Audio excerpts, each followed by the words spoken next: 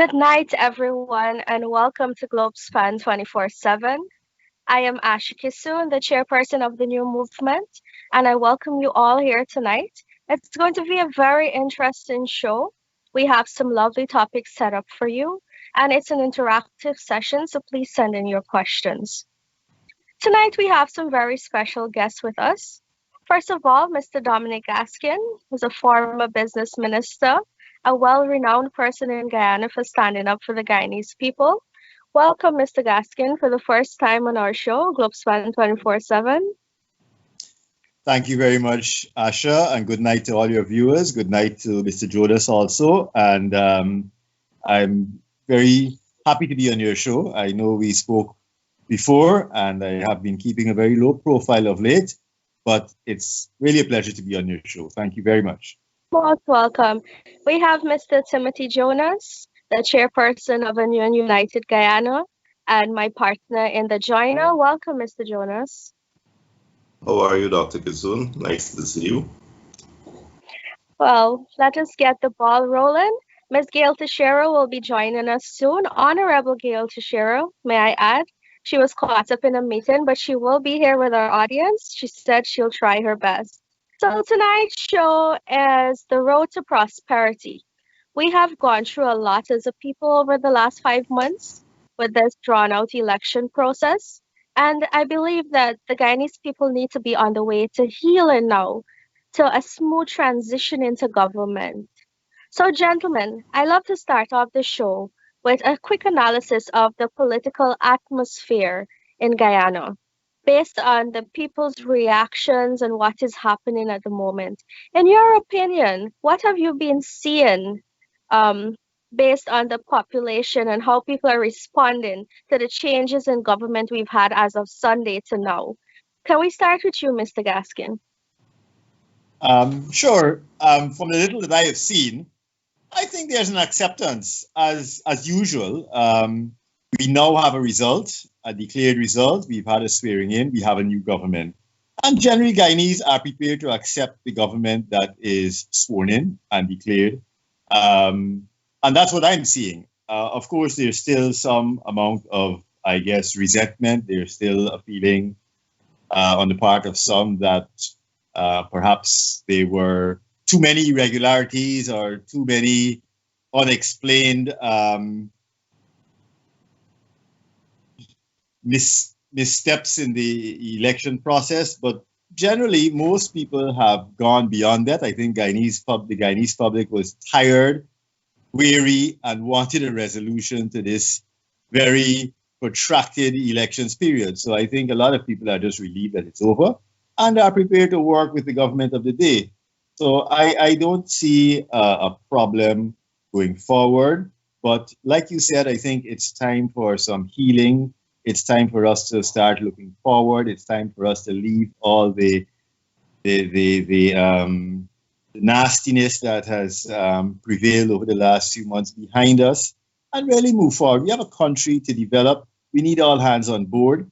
And I think, allow me to just take this opportunity, because I haven't done so yet, to congratulate President Ali and his new government, all his ministers. I wish them all the best. I know they have their work cut out for them. It's not an easy task. And I really am very happy to see that the whole debacle is finally over and that we now have a government in place. And pretty soon, I'm sure we'll have a budget in place.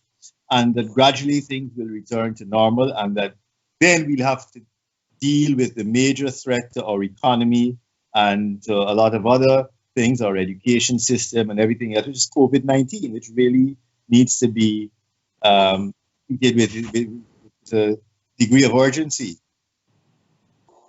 All right, thank you very much.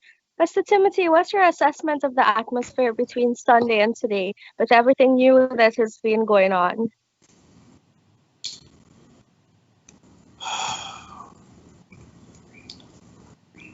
I think that at the top level of the PPP, a lesson has been learned, and you can see a deliberate effort to avoid the triumphalism that we saw 5 years ago and the rancor that that generates.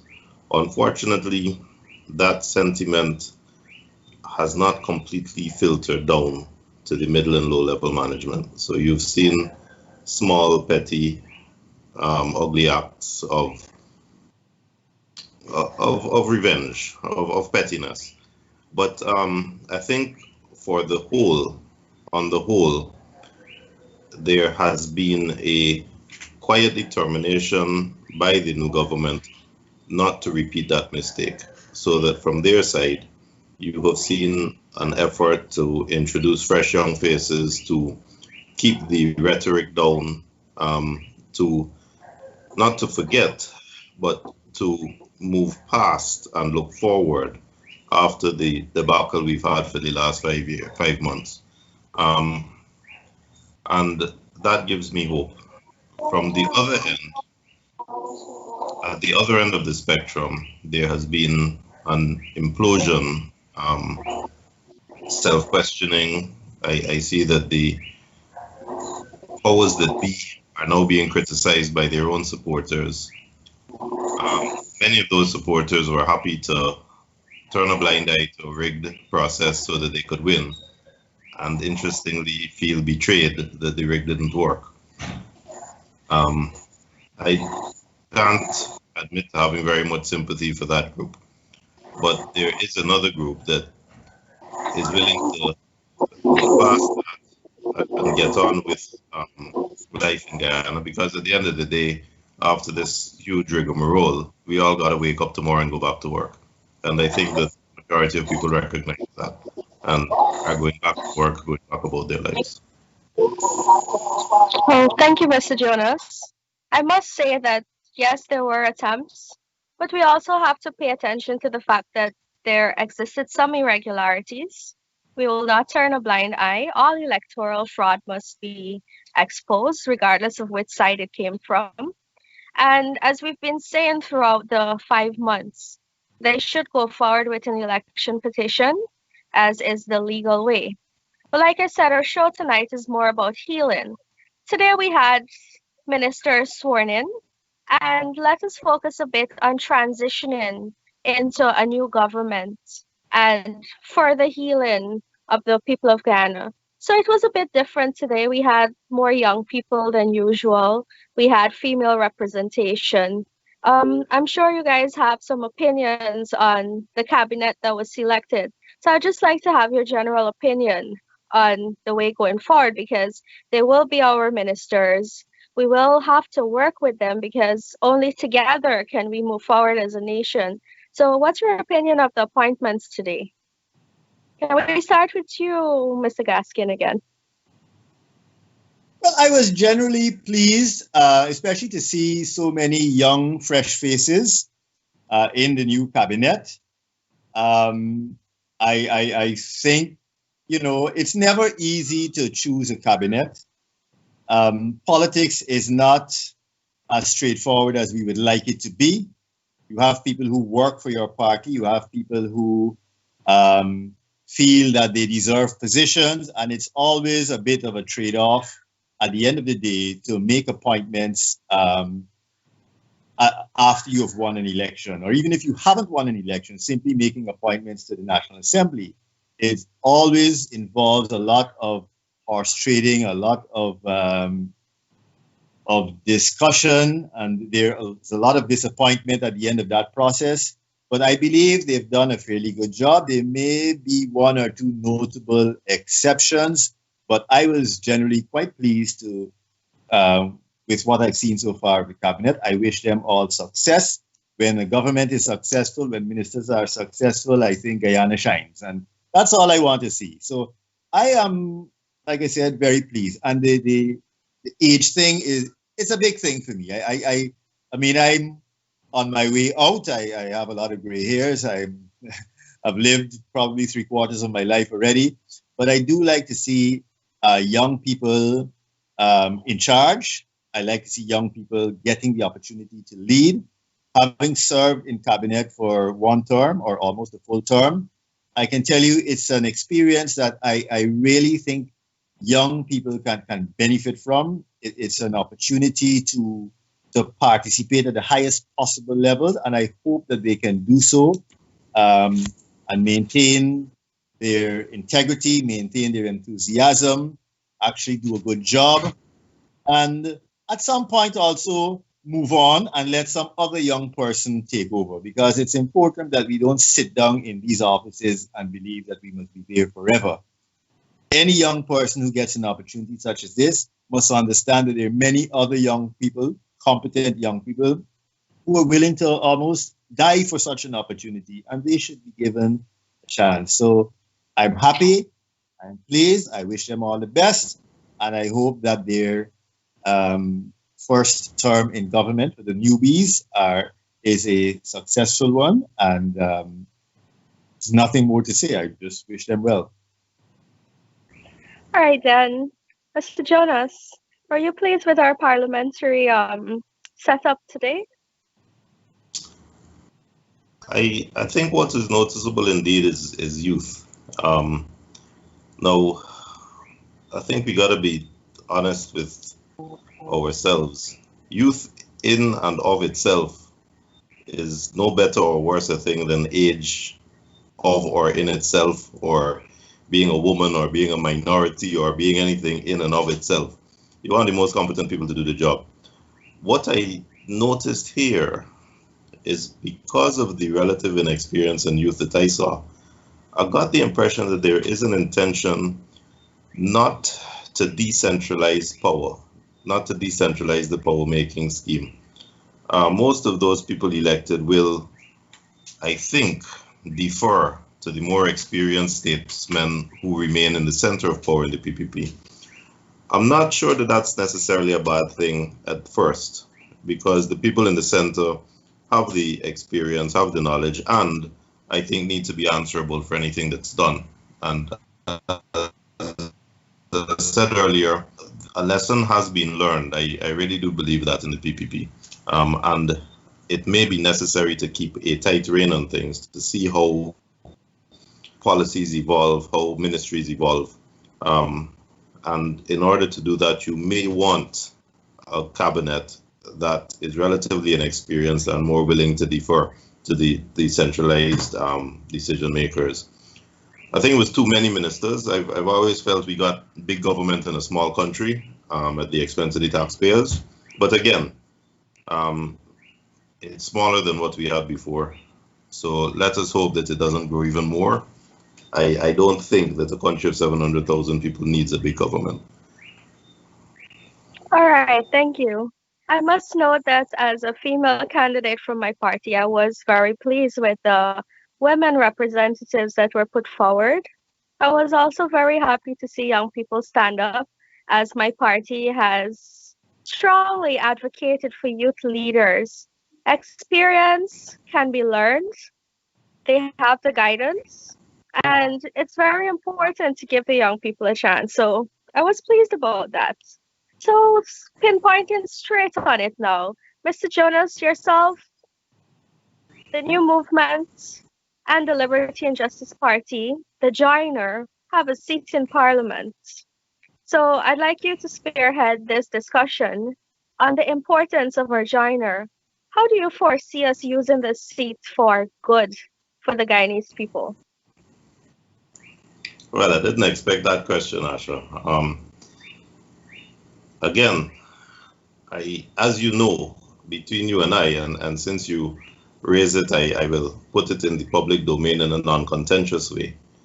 Our moderator is very much an idealist. She believes in the promotion of some of these ideals that she mentioned, but without being contentious and without disagreeing with her, I do believe that I'm not putting you in a position of leadership so that you can learn on the job. I'm putting you in a position of leadership because you know the job. If you're learning on the job, you got to learn on some other job before I put you to lead me. So we do have that discussion between ourselves that has often been a friendly banter. Now, if you take what may be a callous point of view, a skeptical point of view that I tend to have, I have always said, and Anog has been created because of this. That if the government has a majority in parliament, then we're wasting time in parliament in any meaningful way. Because any legislation that the government wants to pass, the government will pass. Any legislation the government doesn't want to pass, the government will not pass. And we have seen that with a PPP majority in government before 2011, and we have seen that with an APNU majority in government after 2015. So we now have a PPP majority in parliament again. The reality then is that what we can do is limited, because if the government doesn't like a reform or doesn't like an innovation, they got a majority vote. Luckily these days, with the advent of technology, a lot of parliamentary processes are publicly available. The public can see it on television, on social media, that kind of thing. So that what the public can expect from us, from our single seat, is that we will be making proposals which are common sense and which should have been made over the last 15 years that have not been made, because the powers that be enjoy their power and don't understand that they are there to serve the people, not the other way around. So we will be making some common sense suggestions for legislative changes in small ways. For example, police power when they stop you on the road. The police power of arrest should be restricted, where they stop road users and your fitness is expired or you don't stop at a stoplight. The leverage that the police have to arrest you for that is the same leverage that they have to extort from you. And if that leverage is removed, they can't extort, and we're all suddenly honest. You could look at the policeman and say, yes, I didn't stop at the stoplight, give me my ticket, and you go your way without the fear of the inconvenience of being arrested. So there are a lot of little common sense changes that can be made by simple amendments to the legislation that we will propose. Suggestions that the people who pass the laws should not exempt themselves from the laws, so that parliamentarians should not be enjoying tax exemptions and making themselves first-class citizens and the rest of us second-class citizens.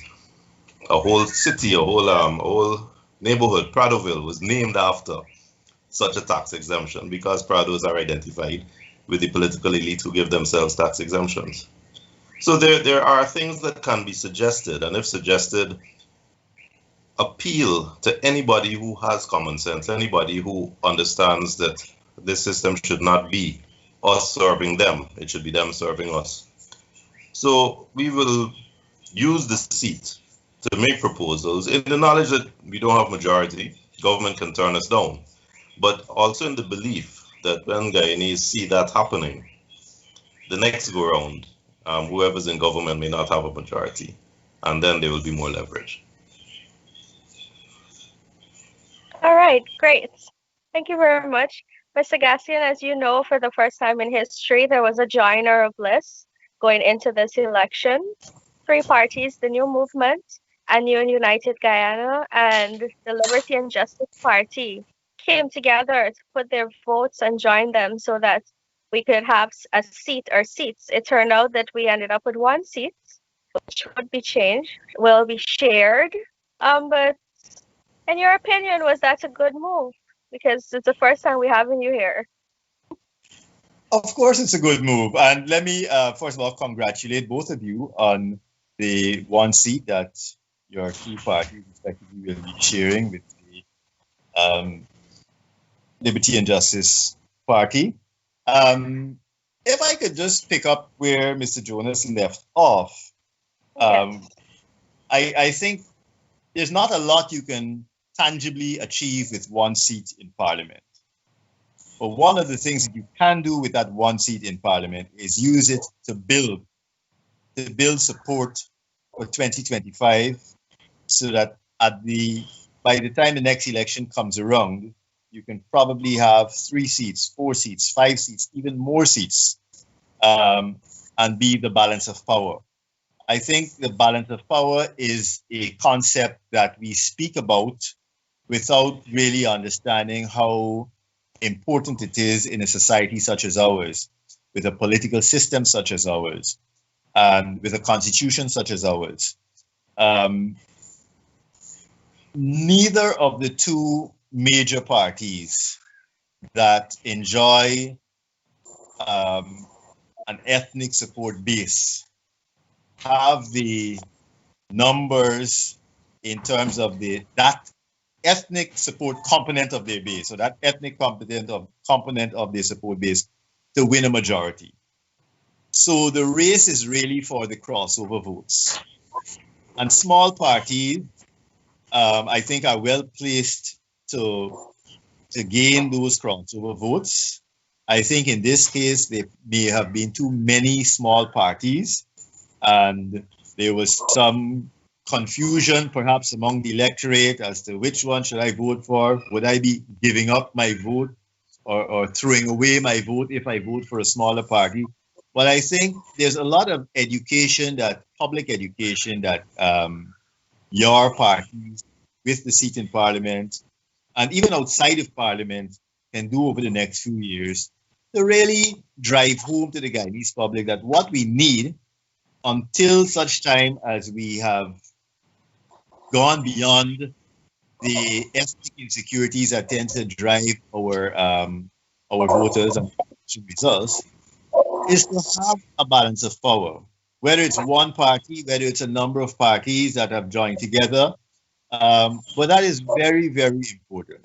The PDP in a minority government or the PNC in a minority government is a lot less dangerous to our democracy, dangerous to our society, dangerous to the treasury than having them there as a majority government. And as Mr. Jonas said, we do have a tendency, once you have that majority, you abuse the majority, you don't feel you need to listen to the minority, it's not important, you can bully your way through parliament. And that really, and I know for a fact I was not in parliament during the 3 years these rule, but I know there was a lot of an air of despondency among parliamentarians. People felt, well, what's the point? You go there and you can never get anything passed because the PPP simply had a majority and would just overrule anything you put. So with the one-seat majority, don't look forward to great achievements, but certainly look at it as a building block.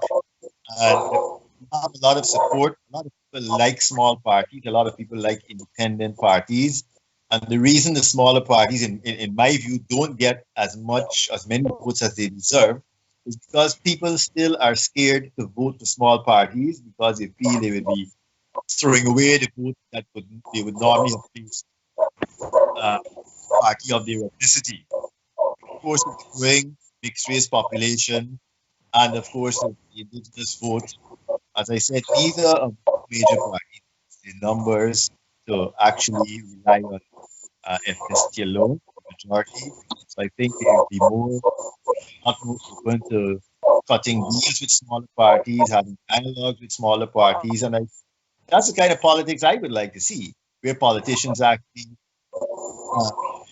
have meaningful discussions, knowing the numbers that each brings or is capable of bringing to the table, and that will guide them rather than simply having one party win a majority and thinking, well, they own all, the entire government and they can govern and do it as they please. Yes, thank you very much. As you both have agreed on one thing that I think stood out is that the seat would be used more for awareness than anything else, that the people would see what we put forward and use it to get the attention that is deserved, basically for the policies and standing up for the Guyanese people. Mr. Gaskin, you mentioned something very important just now, which is the racial voting and the old division caused by the politics, because we know their party loyalties based on ethnic division. So on the way forward, we need to find a way of bridging ethnic voting and to curb or bridge the ethnic insecurities faced by the Guyanese people. I believe that in every election, there is a winner and there is a loser. We now have an opposition. We have supporters who are very upset and riled up, and it is expected that former ministers and leaders of the parties would speak to their supporters and help bridge that gap. So, Mr. Jonas, on bridging the ethnic insecurities of the nation, can you give an opinion on that? And what do you believe would help in relation to that? Because we have a winner and we have a loser, and we have people that are very upset. How do you feel we can approach that? Well, I think it ties into the last thing Dominic just said. You see, I had said that you can't do much with a single seat, and if government has a majority in parliament, then that's really the end of the discussion. But I had also said that there are some common sense changes that can be proposed that I don't think would have the opposition of the government. And what happens in our system is that as these two parties um, wallow in their own power, they forget what they're there for. And there's so many changes that can be made that are not contentious, that are not difficult, but that will have immediate impacts on the people, on your standard of living, your self-empowerment, on your confidence just going out in the road. So it's not just about having that swing vote. It's not just about the power. It's about what you do with the power. And for me, the colossal disappointment I felt with the AFC is that they had that power and they worked hard to get that power. But I would challenge anyone in the AFC to tell me what legislation they proposed when they had that swing vote with an opposition majority, what changes they put forward. It's all well and good to say to the people, vote for me, swing vote is important. But what do you do with your swing vote when you have it? You need to be at a stage where, having achieved that, you have something to show. You don't rest on your laurels and say, I'll swing vote and therefore we can put pressure on the government, because that yields power to the government as well. You need to say, well, no, we have the power. This is what we can do. And unfortunately, we are back in a situation now where we have to rebuild to that stage. And that goes back to answer your very question, that you do not give confidence to the swing voters if you got a situation where the government has the majority, unless you show you are doing something. So we've got to do the best we can with that one seat to do something. But we will have a swing vote the next go round, because the margins, as you see, are razor thin. And once we start performing with the swing vote, demonstrating accomplishments, things that we have done to help the ordinary people rather than wallowing in our success and not looking back, that is what empowers the swing voter. That is what empowers people. And that is what makes them forget their mutual suspicion and their mutual hate, because they now have something tangible to cling to. They haven't had that for 50 years. All right, Mr. Gaskin, how do you feel we can bridge these ethnic insecurities? Well, I just want to respond to something Mr. Jonas said about the AFC's or the AFC not producing legislation. I think a swing vote when you're in opposition is very different to having that swing vote or being that balance of power when you are part of the government, especially under the circumstances where you are literally joined to the other party in a pre-election coalition. Basically, you're on the same list. And so you have, in addition to, you move away from the swing vote. You now have ministerial responsibilities. You hold portfolios. So your legislation is specific to the portfolios that you hold. And AFC ministers have brought legislation to the National Assembly within their portfolios. Juvenile justice bill, telecommunications bill, civil aviation bill, etc. So it's not as if you get into government and you forget what you're about. It's just that you get into government and you have other responsibilities. And I'm not making excuses, but I'm saying that things are in a coalition, especially a pre-election coalition where you're on a single list. It's not ideal. I think it's good. It's better than a single party majority. But again, it has its challenges.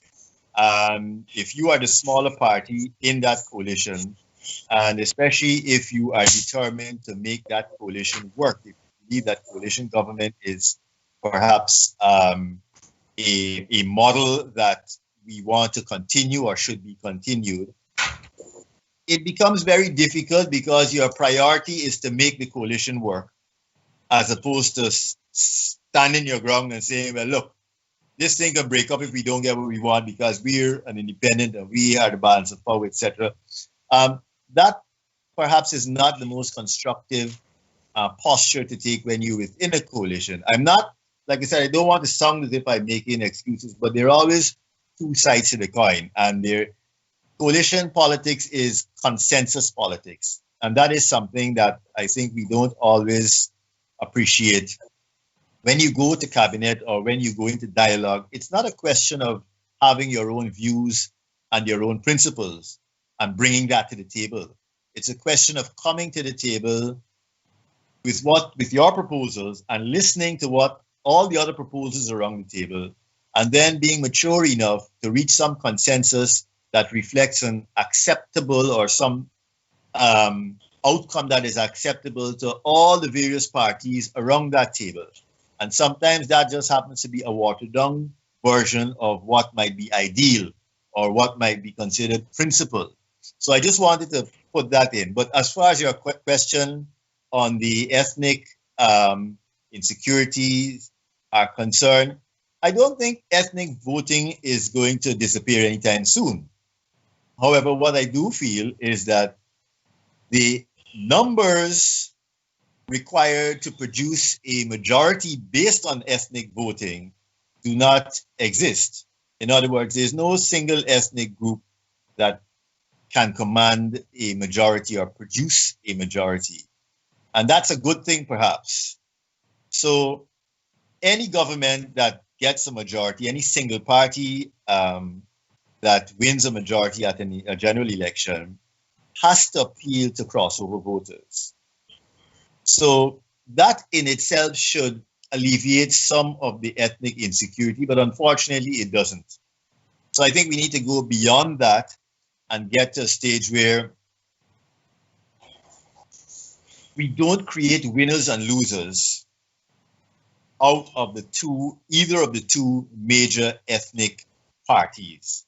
Now, I don't have all the answers as to how you get there, and I know a lot of it has to do with the political rhetoric and the way in which supporters are led to believe that if the other guy comes into power, your life will be miserable, you'll lose your job, you can't make money, you can't get ahead in life. And a lot of that is a bit exaggerated, to be honest with you. I'm not saying that, in the past, governments have not either deliberately or maybe through insensitivity or just out of sheer racism among certain players in the respective governments have not done harm to entire communities. But I'm saying that both parties need to consolidate their base by demonizing the other, by ensuring that, we create this zombie or this specter of a political party that is going to destroy you and people like you if they get into power. Now, that is unhelpful to our situation. We need to understand that given the fact that neither of the two major parties has the numbers to win a majority, that neither of them can afford to go down that road that you are telling your supporters that they are likely to go down. So we need some political maturity. The political rhetoric has to start focusing more on issues, start focusing more on how we can build an economy, start focusing more on how we can strengthen our institutions, and stop trying to demonize the other parties or the other players in the other parties. Because at the end of the day, those are the same people you have to sit down and have dialogue if we ever want to develop this country. And unfortunately, if you say enough bad things about somebody, if you make them out to be some sort of monster, it's difficult for you to tell your sport. Well, I'm now going into the room and having a discussion with this monster about the future of Guyana. So, like I said, we need to tone down the rhetoric. We need to understand that there are a lot of good Guyanese out there. There are very few monsters. Not, may not be the best, may not provide the best leadership for the party. Generally, I think going to the country unless we can do things, unless we can project, we can do each other.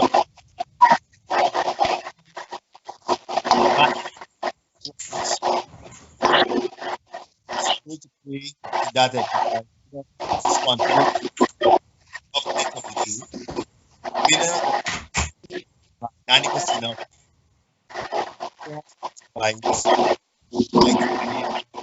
Sebastian, I think your internet has an issue. We're not hearing you very clearly. Oh my, and I was on a roll. Sorry about that. Okay, continue. I can hear now. So you go ahead. All right, then. Thank you much. Timothy, I could tell you would like to respond to some things that he just said. Would you like to take that opportunity? Definitely.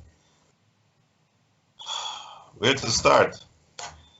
All of those nice sounding things are now said after an election by someone representing the party that's been put out of office. All of those nice things should have been said 5 years ago. But the reality is that for 5 years, the PPP has been demonized until in some quarters, the accusation you are a PPP is met with hostility and sometimes violence. It's actually a stigma. That is how successful the demonization has been. Barat, capital R-A-T, Jagdi Ho. Those expressions are expressions that are encouraged by politicians who try to demonize the other side. We've had demonization on a consistent pattern for 5 years. It has been exacerbated by use of the police force, so-called SARA, seizing gold at airports, arresting people like Roger Luncheon, parading them down the Hall of Shame, Ashni Singh, Winston Brassington. So it's really hard to take steps like that and then come back to say, oh, we mustn't demonize and we must be reasonable and we must have conversations. There has been a distinct and methodical effort, a systematic effort to shackle the PPP leadership. And I hope there is not a similar effort by the PPP to do the same now. I also don't agree with the suggestion that in a coalition you have to agree, that you have to make it work. The only reason that AFC supporters did not quarrel when AFC announced the coalition was that they saw the AFC as a moderate, a way to rein in the excesses of one of the two bad parties. Because the AFC was created as a third force. It was created on the premise that the third force was needed. It would not join up with one of the two parties. It was created on that premise.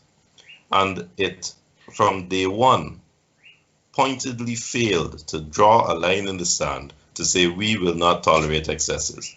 So when young Charles Ramson's wife got chased up Kelly Dam by a sergeant and his wife, plainclothesmen who were staking out their house, I sat back waiting for the AFC to say, this is illegal, this needs an investigation, what's going on? Each of the excesses that we have seen has been met with silent acquiescence from the party that was supposed to be the moderate, supposed to be the one reigning in excesses. So we have seen an abysmal failure in that regard. And that has put us 40 years to the bad old days of mutual racial suspicion. That is what has put us where we are now. And that's what we got to face up to. So the nice sounding flowery words are nice, but they should have been 5 years ago. And what I'm seeing is a misunderstanding of a swing vote. You don't have a swing vote when you're in government and form the coalition. Your swing vote is when you're in opposition. Because if you're pretending your swing vote is when you're in government, then you're showing that you're betraying that you don't understand the importance of the separation of powers and an independent parliament. We know government will try to pass laws to empower government. The reason parliament has to be independent is it must stop it. And it can't stop it if government has the majority. And if you're part of government, don't pretend you got a swing vote in parliament. Say that parliament once again is controlled by government. There's so many examples of what an opposition majority in parliament could do to restrict excesses, to create transparency. We've seen none of it. Central housing is created by parliament. All you need is a small amendment to say that the board of central housing shall be operated by a majority opposition. And suddenly you have transparency. You can do that in every single area. All government corporations must be controlled, not by government, by others. You do that with an opposition in parliament. That is why you need the swing vote in opposition in parliament. One of the common sense things needs to be done. 5 years ago, Chronicle newspapers said, Granger, danger, rivers of blood if APNU win the elections. Now Chronicle went and turned full circle, and under Nagumutu was equally vitriolic in its condemnation of all things PPP. So, the state should not own the media, and a swing vote in parliament could implement laws to say the state should not own media, privatize these things. That is what your swing vote is. You want an independent parliament. How can you pretend that a coalition gives you a swing vote when you're on the government side? You've just destroyed the whole Westminster principle. Thank you, Timothy, for your input. Mr. Garcia, would you like to respond?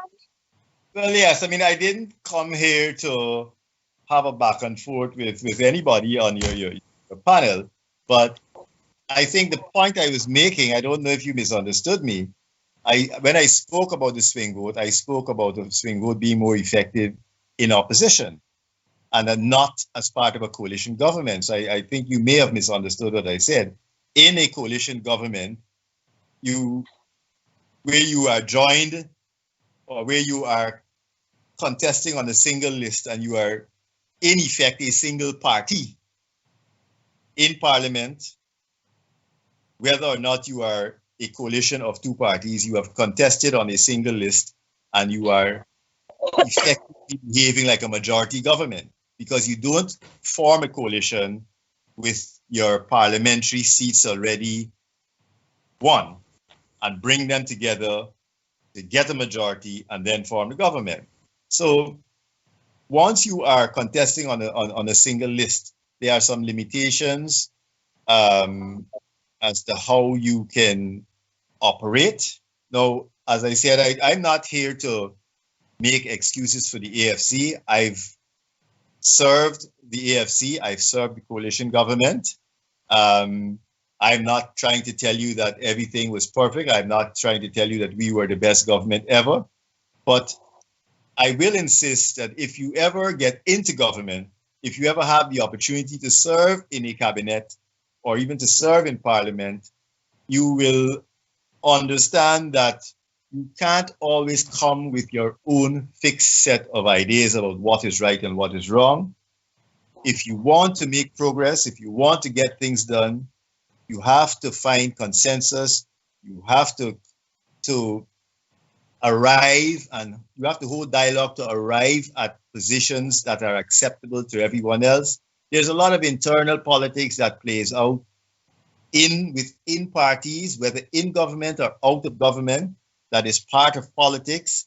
And if you don't know how to navigate in that sort of terrain, I'm afraid you won't get a lot done as a politician. So I think it is time, if the small parties want to have an impact on the development of this country going forward, and I like the small parties, I support small parties, including the AFC, I think the small parties have to understand that it is not about principles and lofty principles. It is about having an agenda, sharing a long-term vision, perhaps with the government of the day or perhaps with the other parties, and working towards that vision, working towards getting things done. And sometimes you have to swallow your pride. You have to set aside your ego. You have to accept that, look, There are other views, there are other ways of making these things happen, and you have to go along with things that you may not have ideally wanted to. And when you get to a point where you can no longer accept something, where you are no longer prepared to go along with it, then of course you can opt out. But politics is about compromise. Politics is about consensus.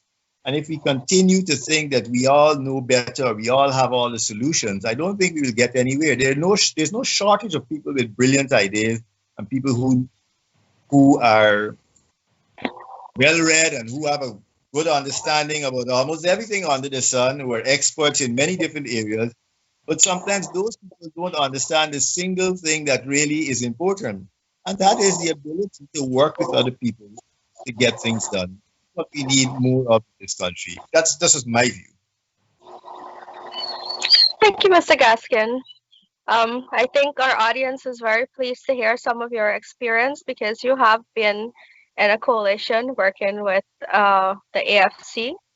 One thing I can say and remind our followers is that even though we've been through a 5-month process, one thing this election has done is allow more public participation. The people who are there with us, I can speak on behalf of the new parties, the smaller parties. The people have been with us throughout. They've seen our fight for democracy. They've seen us standing up. I think a lot of people now have a better understanding of the complexities of politics, of the judicial system, also because we've had so many court cases going forward. And I do believe that the dynamics of politics is on the verge of changing for the better, simply because the people are getting to understand that the more they participate and the more input they put, they hold their governments accountable. And through this accountability, can changes be made? I noticed that while we were in this transition, we had a former minister who was in a conflict and there was some violence incited. I'm speaking, of course, about the former Minister Brooms. It was all over the news. Personally, I believe that leaders should stand up and stop inciting violence. I'm sure you gentlemen agree. But what advice would you give to the outgoing ministers and leaders in the current coalition when it's related to their supporters and keeping the peace and helping to stabilize Guyana as we've come through a very difficult process over the last 5 months? Tim, can we please start with you?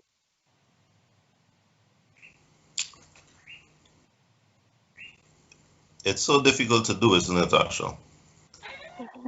If I were an APNU supporter, I would have been absolutely thrilled 2 days after elections when my president said to me, "We've won the elections, they were fair elections." And then I would have been overjoyed when, after those evil people on the other side quibbled about Mingo's declaration, when he said, "Don't worry, we're going to have a recount and win by even a larger margin."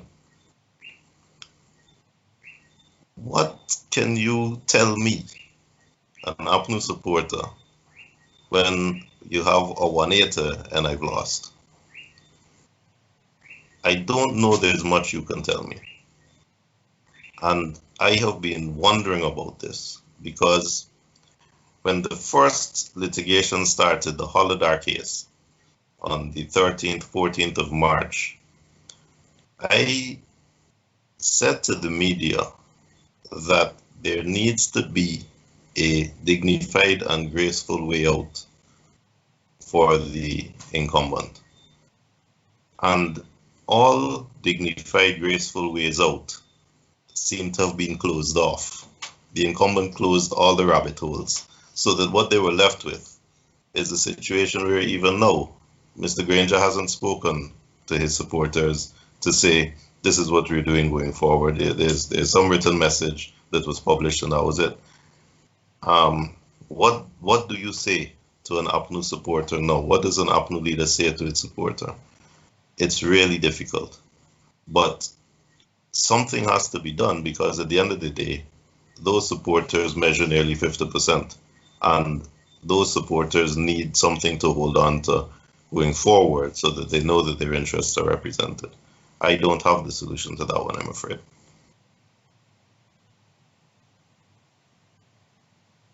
All right, thank you. Mr. Gaskin, as you know, the intent of this question is to bring some peace among the now opposition. What advice would you give to the leaders in calming their supporters and not inciting violence so that we could have a smooth transition going forward? Well, I don't know that the leaders are inciting violence. I mean, I haven't seen that. I don't want to get into the individual incident at first. I try to avoid these personal issues. I don't want to focus on anyone in particular. But as far as the bigger picture is concerned, Mr. Jonas, I think, is correct.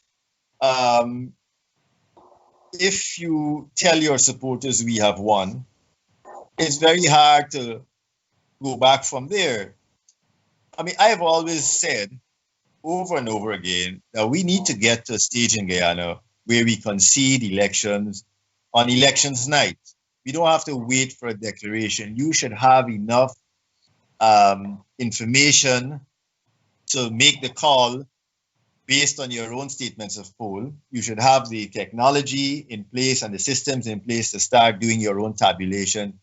And by early in the morning following elections, you should know whether you've won or lost, unless it's a very, very, very close election. And at that point, you need to level with your supporters and tell them that you've lost. But we seem to have a tendency in Guyana to never want to concede. And it almost borders on being vulgar. I look at elections, even in our sister Caribbean country, in United States. Sometimes before midnight on election night, people are conceding and congratulating their opponents. I would like to see us get to that stage of political maturity in Guyana. But unfortunately, we don't seem to get there because leaders don't want to take responsibility for, I guess, leading a party into an elections loss. Now, 217,000 votes is nothing to be ashamed of. It's quite an impressive swing for the coalition. There's absolutely nothing to be ashamed of. The problem is less than 233,000 votes. It didn't get you past the post. That could easily have been communicated to our supporters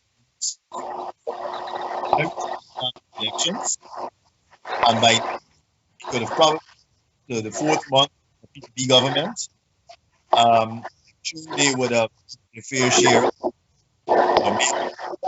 this. That's the position ahead to now enter.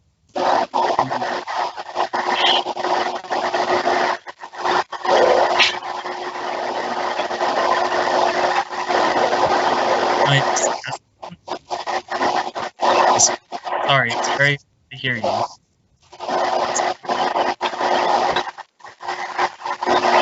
I'm sorry, Mr. Gaskin, we're not hearing you at the moment. I'm sorry. Okay, now we can. There it is. Please continue. Yes. No, I was just saying that I think we ought to have conceded elections early. That is something that we need to start seeing after elections in Guyana, where there's an early concession. Of course, we have to have a system that we are confident enough in that will give us the right results.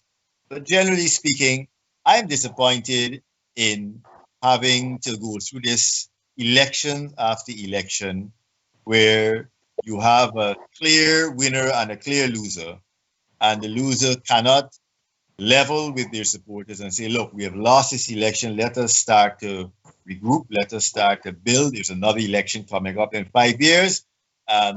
We will represent you in parliament as vigorously as we represented you when we were in government, etc., etc.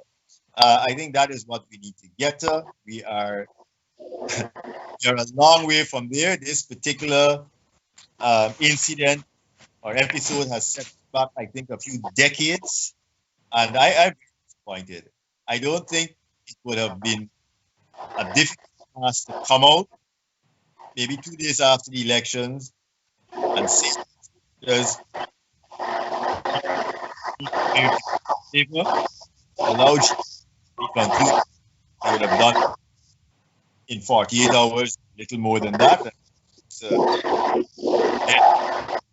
what we all happened, that question should be fully investigated. Some not from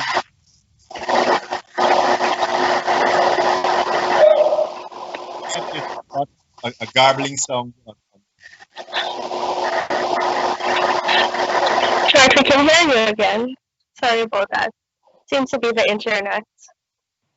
So just to wrap up, I think GCOM needs to conduct an investigation internally and to determine how is it that one of their returning officers can simply just blatantly, barefacedly just start reading off made-up numbers and almost get away with it. It's very scary to know that he almost got away with it. And that has destroyed public confidence in a very critical national institution.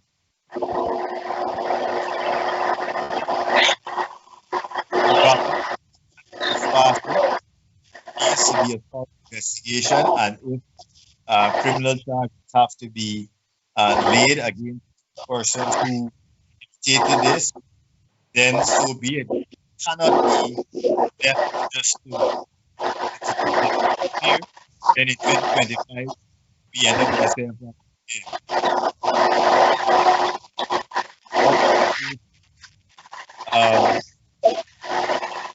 responsible for the 5 months delay in the election result. In this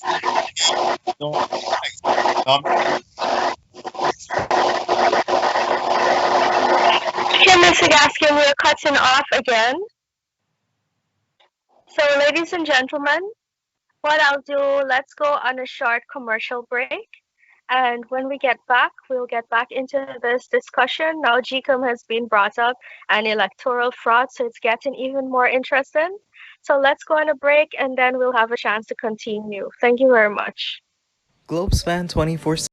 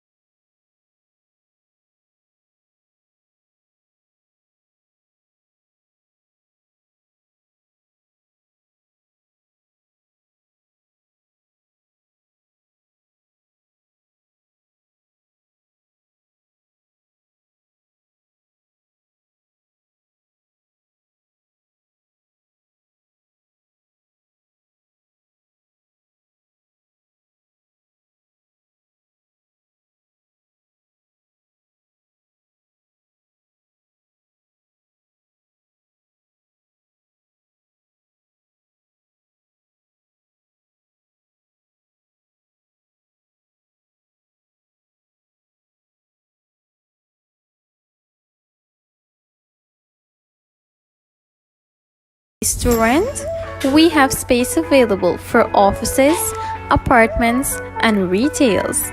We have 2 locations available on Lot 3A North Road, Georgetown, and Lot 55 South Public Road, Rose Hall Town. Contact us today for more information. You can contact 624-0692 or 337-4287.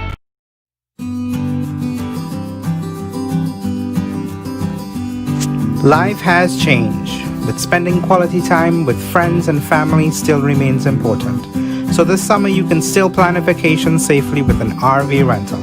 Enjoy the comforts of home away from home. Call Travelspan 718-845-0437. That's 718-845-0437. All RVs are self-contained and comes with all the amenities of a home on wheels. All so that your friends and family can be safe and comfortable. So don't wait. Call us now, 718-845-0437, and book your friends and family vacation with an RV today and explore as many states as you wish. And remember, travel plans, travel span. Call us at 718-845-0437.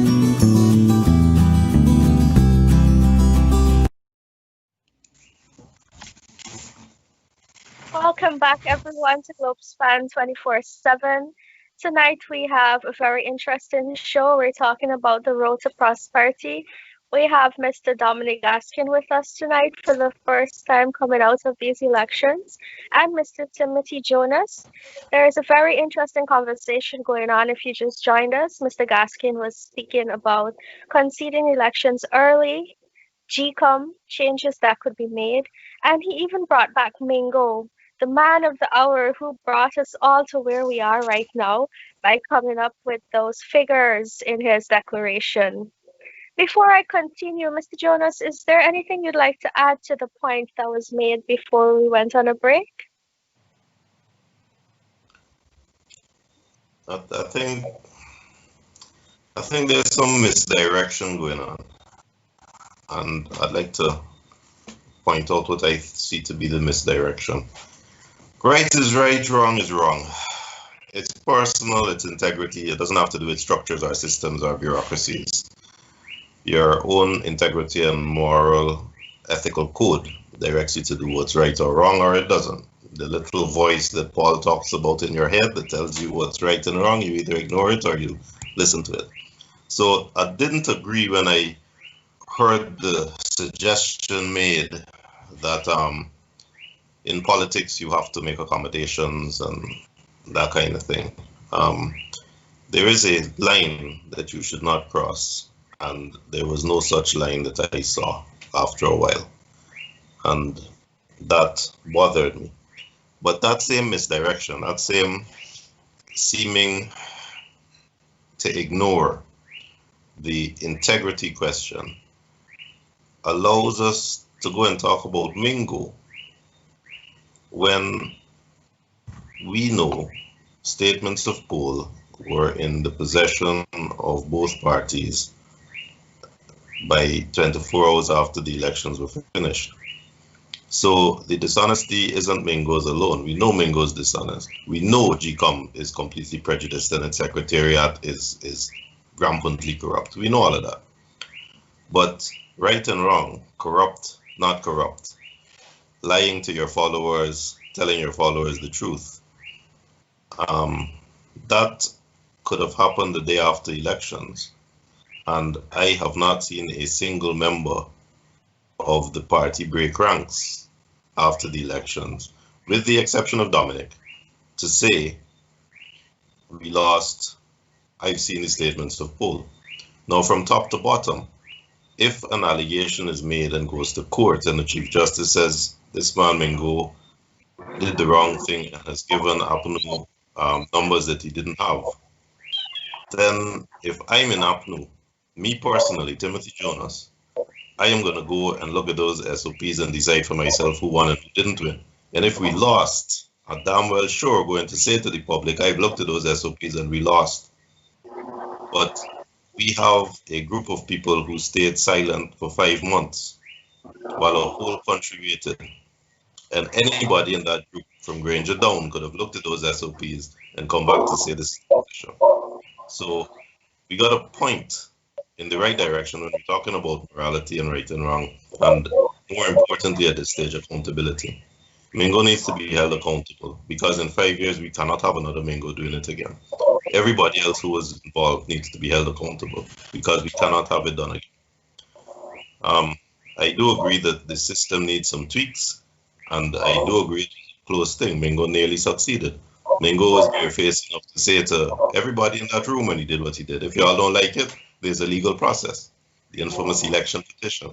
So I'll call wrong numbers now when y'all lose and you file a petition. He didn't get away with it, but we need to in that particular aspect of the system that SOPs are published. When the legislation was drafted, there was no internet. Right now, they can be published online. everybody needs to see them. They need to be available to every citizen, and we have the technology now to do it. So again, the legislation can be tweaked. I'm sure that there will be some changes made. We have to see how Parliament deals with it. Unfortunately, the changes will be entirely in the hands of the government because they will control Parliament. Let's see how it evolves. Thank you, Timothy.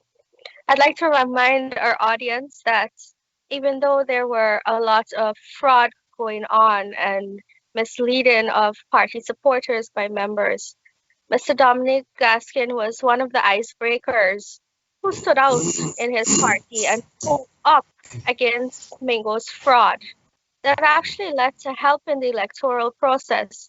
And it gives me hope as a young person, as a young woman sitting here tonight, to say that even though a political party was going astray, that there were still some people with integrity who spoke up.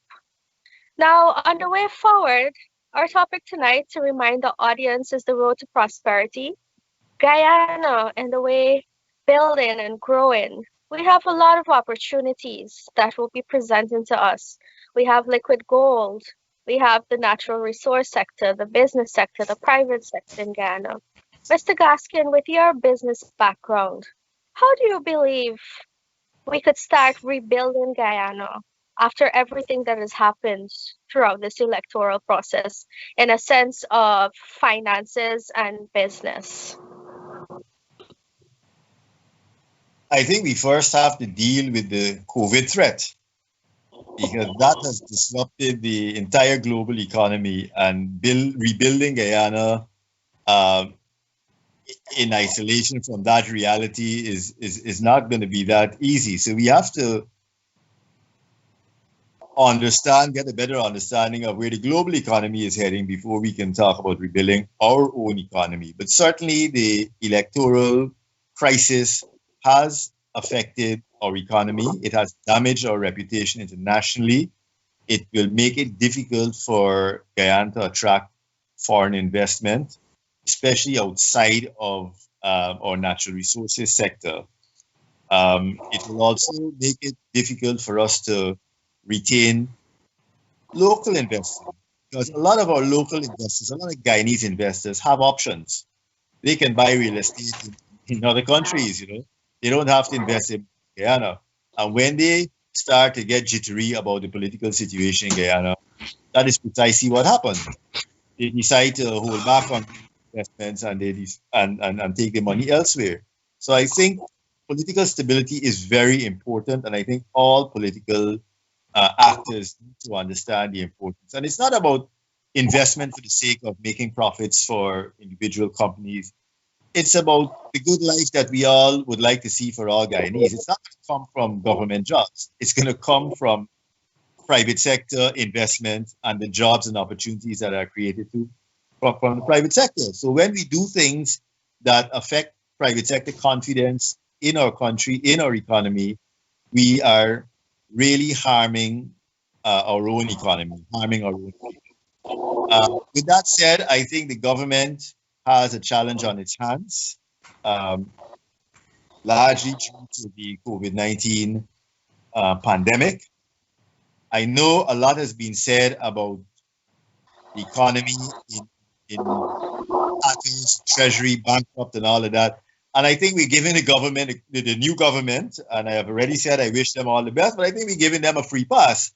We're buying into this myth that the treasury is bankrupt, that the foreign reserves are almost nil, etc., etc. And I think that's a bit of a stretch. And I don't want to give a new government any excuses. I want them to hit the road running. I want them to do what is right. I want them to bring in investment. I want them to attract foreign and local investment. I want them to find ways of creating jobs, incentivizing businesses, big, small, foreign, local. I want them to do all those things, but I don't want them to sit down and tell us how broke we are, especially when the actual numbers don't really show that. Telling everybody that they inherited, economy in tatters. So that's one thing. But coming out Are you hearing me by because I'm hearing Yes, we're here. pardon?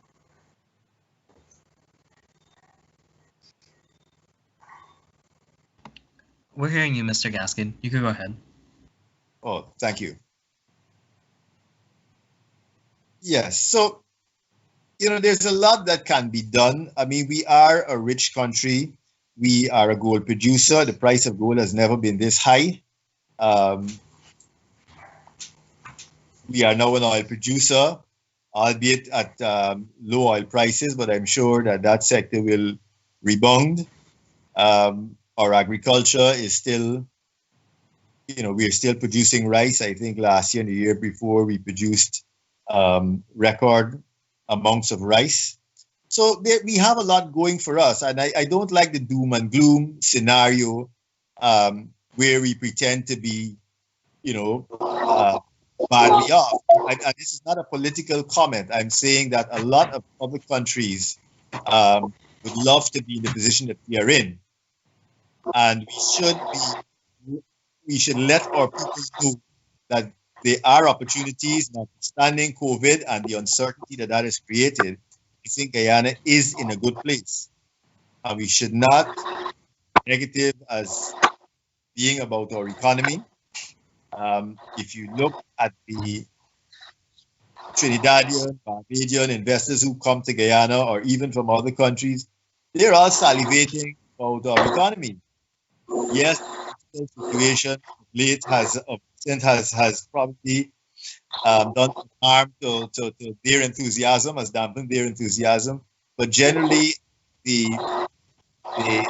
all the macroeconomic indicators and all the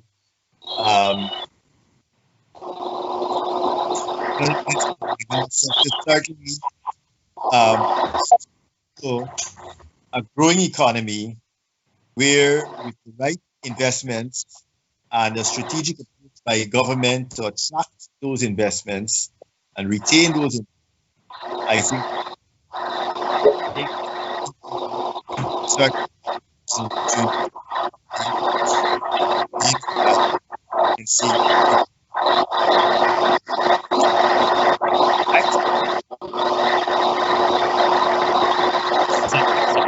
We're not hearing you now. I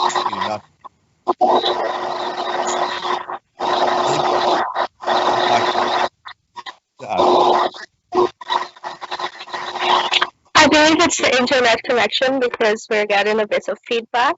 Mr. Gaskin, are you hearing me? I'm hearing you clearly. It's only when I Okay, start great. that gets garbled. You're back on. Please continue.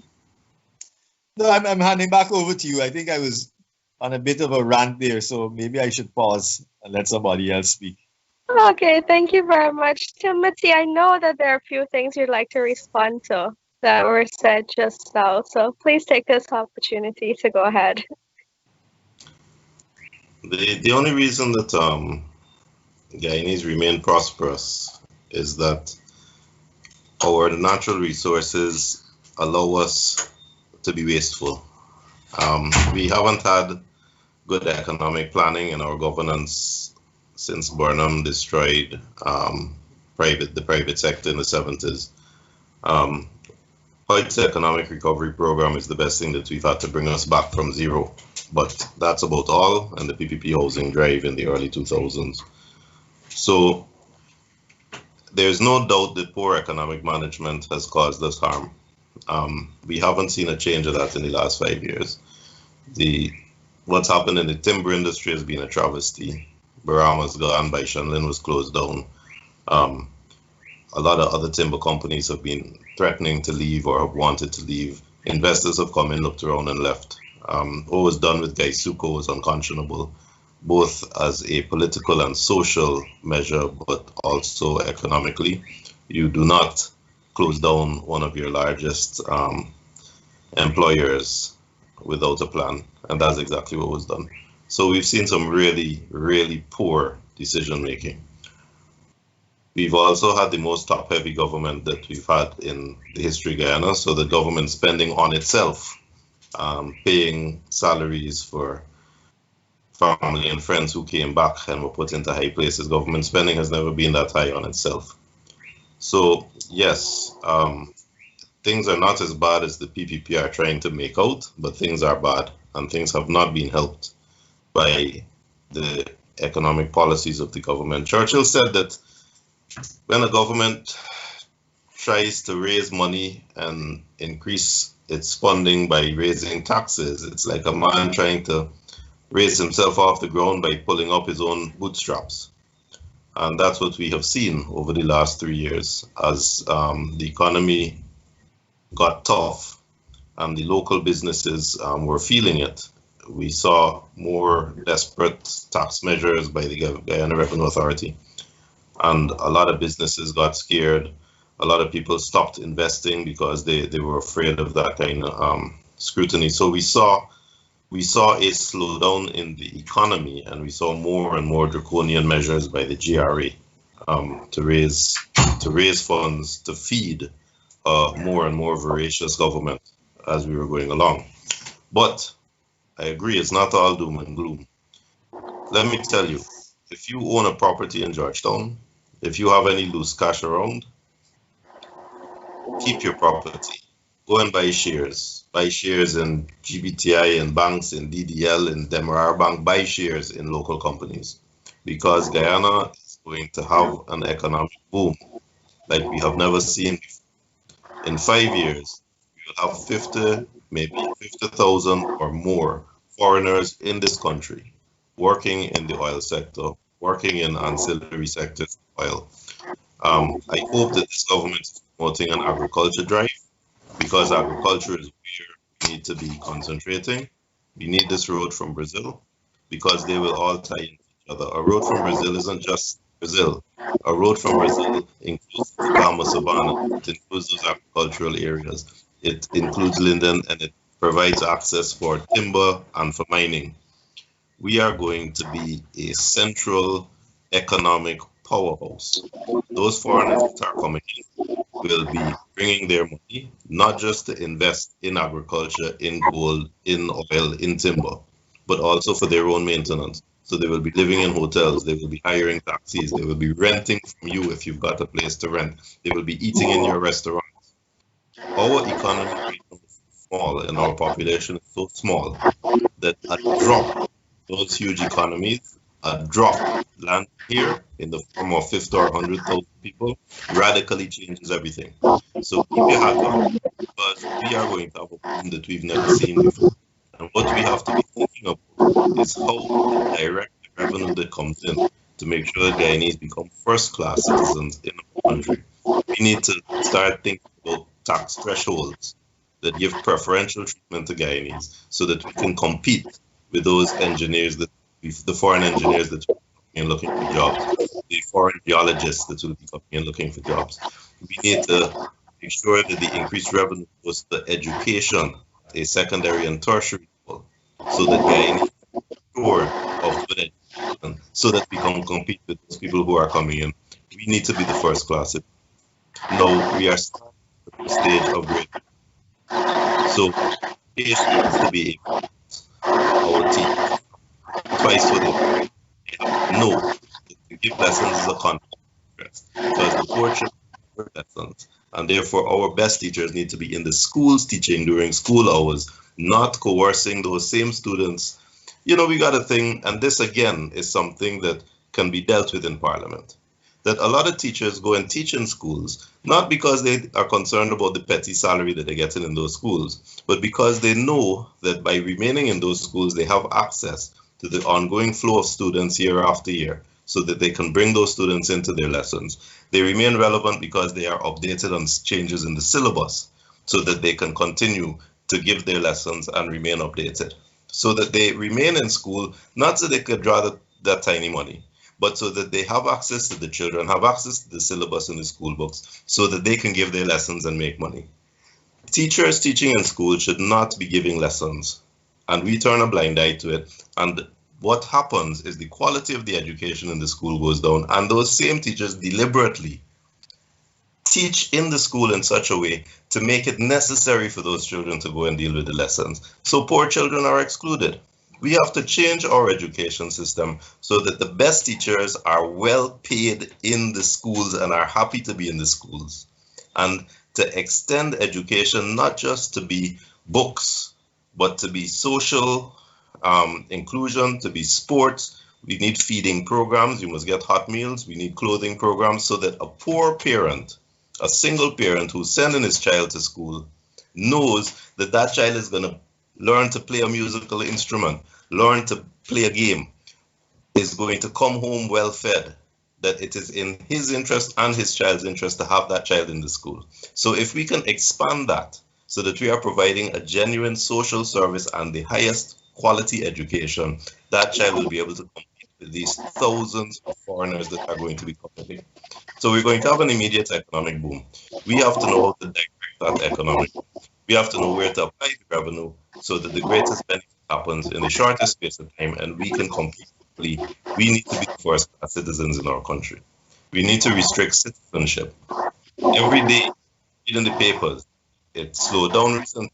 You saw it 4 or 5 years ago and up to 3 years ago. You open the papers and you got some foreigner, Malaysian or Singaporean or Chinese, being given Chinese citizenship.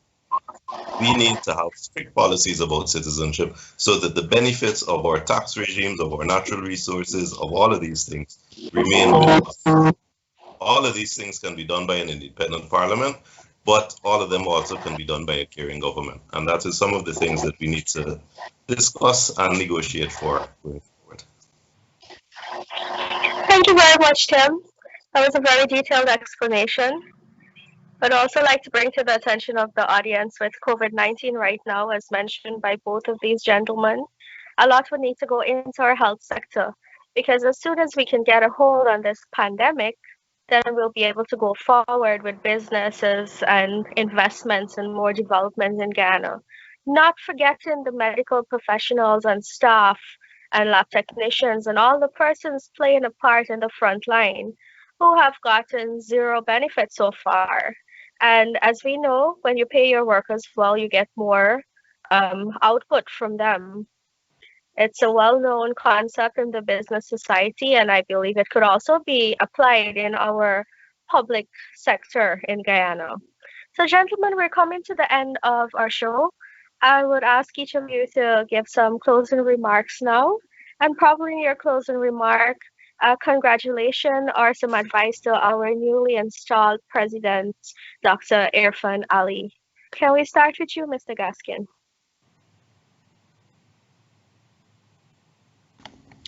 Mr. Gaskin, can you just click the mic icon on the screen on the bottom left to unmute?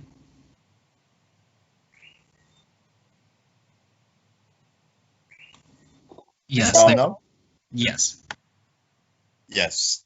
The only advice I would like to give to our new president is to think long term and try to avoid thinking in 5-year intervals, because I think that too often results or we miss the big picture when we do that. You know, I know it's important politically to get to a certain point before the next election if you want to remain in office to do all the good things that you probably have in mind that you want to do. But we need something long term that all Guyanese, a vision that all Guyanese can share, a vision that is not a PPP vision or a PNC vision or an AFC or an ANOC vision, but a vision that is a Guyanese vision. I think as a president, he is well positioned to spearhead a long-term vision, not discarding what was done before and before that, but just to bring together just a few fundamentals. You know, at this point, we're not looking at granular detail, but I think Guyanese need to know where are we heading over the next 20 years? Where do we see this country? And to paint a nice picture of what we can be so that we can get all Guyanese on board, pulling in the same direction, pushing in the same direction to get there. And so we all feel included. We all understand that we as Guyanese are on the cusp of a greatness that only we can destroy. And we may very well destroy it, but it's going to happen. The economic development that Timothy spoke about, it is going to happen. The question is, are we going to share that prosperity that is coming our way, or is it going to be gobbled up by a small handful of people? And I think that is what we want, what Guyanese, I think, want to see. What is into the bigger long-term picture? What is it going to look like? Tell me now so I can start preparing myself and preparing my children to participate as soon as possible in the new Guyana, in the better Guyana that we know lies ahead and will materialize if only we give it a chance. That's the only thing I would like to say to our president, and to wish him good luck, of course. Thank you very much, Mr. Gaskin. Mr. Timothy Jonas, can I please have your closing remarks? Sure. I've spoken to President Ali and offered him my congratulations and my best wishes. Politics is money. Politics is economics. And I want to, for me, the first and most important thing is the meaningless expression local content. I say meaningless because local content is such a vague concept that although you parrot it and it sounds good, if you try to nail it down and define it, you start to lose focus and realize that really it is empty. But we need to define it and apply it in Guyana. We need to impose restrictions on foreign ownership. We need to encourage equity by local folk. Land we have lots of, mining claims we have lots of, mining areas. We need to formulate policies that foreigners that come in to invest using local partners, and you can do that by arranging your tax regime and arranging ownership access to assets, how you own it, making nationality requirements an element of that.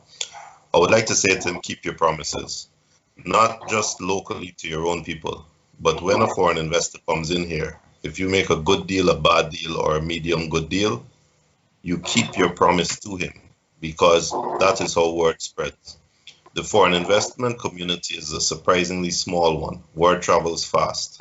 And if the foreign investor tells his friend in Malaysia or Singapore or China that these people are keeping their promise, they're not making my life difficult, they're not trying to slow me down, more will come.